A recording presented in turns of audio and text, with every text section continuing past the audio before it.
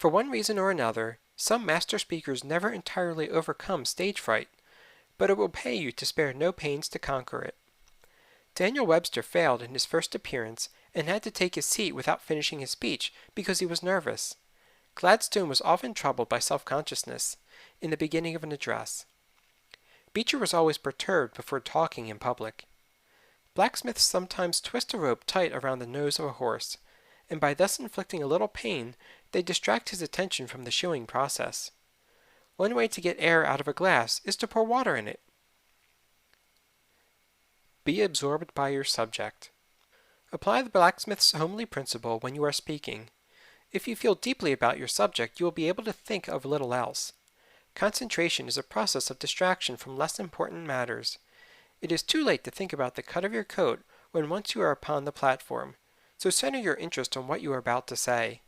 Fill your mind with your speech material and, like the infilling water in the glass, it will drive out your unsubstantial fears.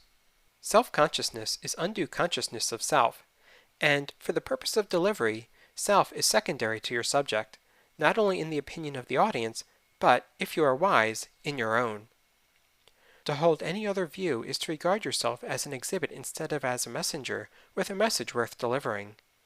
Do you remember Elbert Hubbard's tremendous little tract, A Message to Garcia? The youth subordinated himself to the message he bore. So must you, by all determination you can muster. It is sheer egotism to fill your mind with thoughts of self when a greater thing is there, truth. Say this to yourself sternly, and chain your self-consciousness into quiescence. If the theater caught fire, you could rush to the stage and shout directions to the audience without any self-consciousness, for the importance of what you were saying would drive all fear thoughts out of your mind. Far worse than self-consciousness through fear of doing poorly is self-consciousness through assumption of doing well. The first sign of greatness is when a man does not attempt to look and act great. Before you can call yourself a man at all, Kipling assures us you must not look too good nor talk too wise. Nothing advertises itself so thoroughly as conceit. One may be so full of self as to be empty. Voltaire said, "We must conceal self-love." But that cannot be done. You know this to be true, for you have recognized overweening self-love in others. If you have it, others are seeing it in you.